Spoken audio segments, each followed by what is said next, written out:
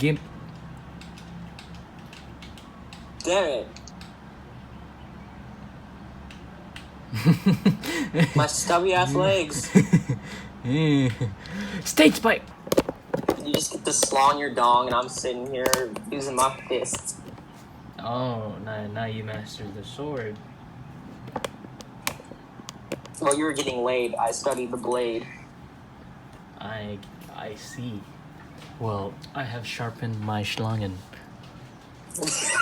Steal thy blade has a whole new meaning. Oh. I scared you. No, you didn't. Screw you. Oh, bitch. Wow. I've seen this before. Refreshing. Look. I found the clip for the mic thing, but like this thing broke. So I'm like, I need to find a way to glue it back on.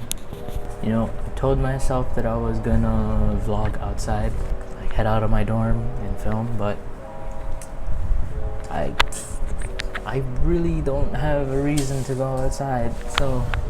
But it also made me think that why don't we make more videos on the game? Yeah, you know, this card game here. Yeah, but anyways, I haven't really made any videos about like going in depth about how the game plays, so I'm also planning to make a full series on how it plays, just so like anyone like comes by, wants to check it out and wants to support the game, just to let them know, you know.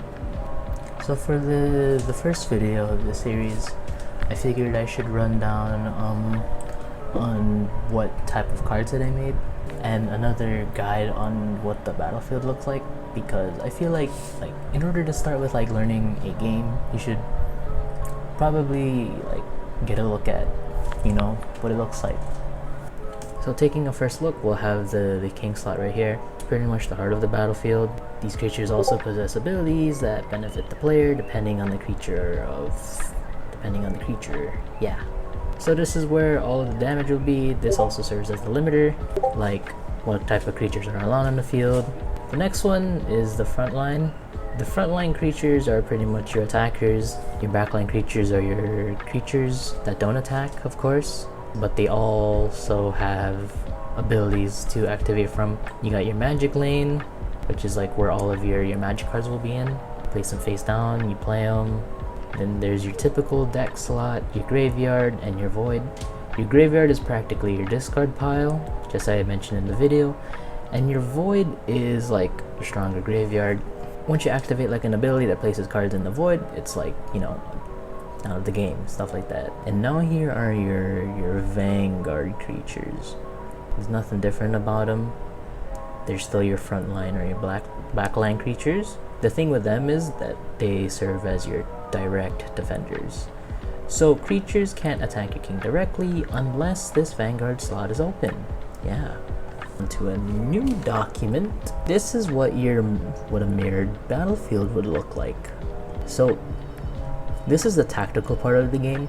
Your field is divided into 3 different zones. You got your left wing here, you got your mid, and you got your right wing. It also determines like attack range creatures have when they're placed in, you know?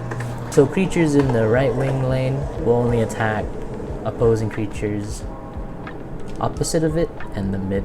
The left wing creatures similarly can only attack creatures across it and creatures in the middle, and the mid vanguard creature can attack the entire field. Now it's time to show you my cards, the ones that I made. I made 2 decks, and these 2 decks are like different. They're 2 different archetypes that I created. If you guys don't know what archetypes are, they're pretty much like different like sets of creatures, soldiers, and whatnot, and they like have their own theme and style to it, their own abilities. So think of it as like clans or factions. These cards are practically just proxies or test cards, in other words. Here, you'll see it. So here's the card. So you'll see the name. You got the creature or like the race, the element of it, the level, power, the rarity. This card's name is Speed Warrior Sync. He's a wind warrior type creature. He's also level 3 with the power of 2600, and he's he's an SR, super rare. Yeah, you can see here are the roles of the creature, and just like I mentioned, each creature has its own role. It'll have a king's role, a backline or a frontline role. Sometimes creatures can have multiple roles at once. Going back to the card, you can see that on each role there's text on it. So what that is the ability it has while it's on top of the field. So for instance, if I go back to the document, let's say I put this card on the frontline roll. I put him here. Then you can activate this ability. If you see a card with like a bunch of text on it, don't be scared. It's a high chance that each that creature that you're looking at will have multiple roles in it. So if you put this card on a frontline roll, you completely ignore this effect and you just get this, you know. This is something special about the king. Sometimes a king creature will have a specific number right beside it, and that's pretty much like the amount of uses you can have. You can see that this creature has 3 on it, so it means that it has only 3 uses. When you're playing this card on the field as your king, you can put a dice to keep track of how many uses it has. So you just do that, and it's also it also lets the other know that that's your king, I guess.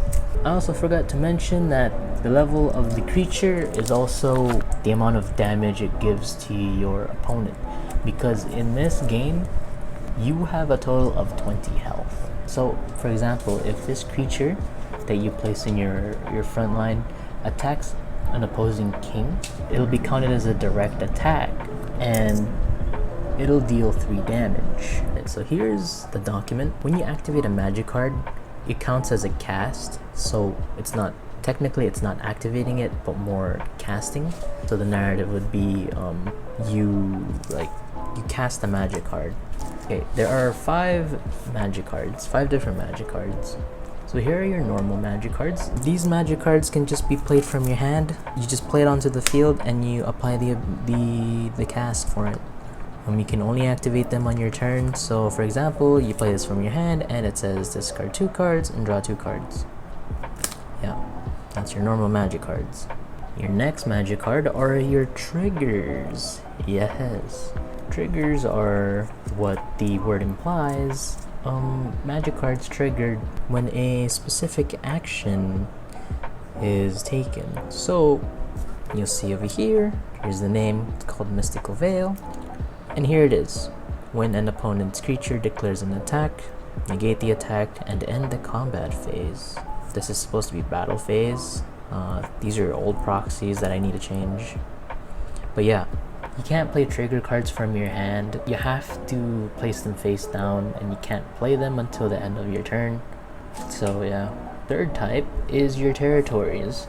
They apply field effects. Yeah, for example, Booster Junction is a territory magic card, and it boosts all speed creatures you control. So that means on the field by 200 power. So you play this on the field, and once you play this on the field, all of your creatures with speed in its name gain 200 power. Yeah, 200 power right there. Uniquely, you can only play 1 magic territory at a time. If you play another one, this gets discarded into your graveyard. And yeah, that's it. Your 4th magic card are your stalls. Stalls are territory magic cards. They provide field effects. Uniquely to them, they stay on the field until it is removed by an ability. Yeah, so unfortunately I didn't create any stall magic cards in the proxies, but I did make a couple stall magic cards in other card lists. Yeah, so I have a total of 300 cards created, but only the first set is in proxies. Here's a stall magic card that I created called Heavy Gravity. You cast it on the field. Creatures on the field lose 500 power. It does not mention whose creatures, so all creatures on the field. So it should be pretty simple to follow. And finally, we have the most special magic cards in this game, or like the most unique. The final type of magic card are your armaments. These are your equipment magic cards. When you play armament magic cards, you play them on the magic lane first, and then you equip it onto a specific creature. Here's your creature on the field. Play it on the magic lane. It says equip. This is supposed to be arm. Again, old proxies. Arm only to a speed creature, which I have right now. And when you do it, you place it on top. And this card gains 600 power. And another effect, but I'm not going to read the rest. You arm it on top of the creature directly. When it's destroyed, automatically sent to the graveyard. But if you want to like place these magic cards face down, it's supposed to be on the magic lane. There is no limit as to how many armaments you can arm on a creature. However, there is a limit as to how many copies per card you have in a deck. For this game, it's 3. I guess that's like pretty much it as to what cards I have created. They're very simple. You got your creatures, your front line, your attackers, your back line, your support, your king, your heart, pretty much. And you got your magic cards, which are your normals, your triggers, your stalls, territories, and armaments. If you want to know a way to support, you don't have to donate any money right now. The only way is to just, spread the word. But anyways, thank you for the video. I really said thank you for the video. God dang it. But anyways, thank you for watching my video. Drop a like, comment, subscribe, and I'll see you guys on the next video. I pointed this way last time, but I'll point this way. Yeah.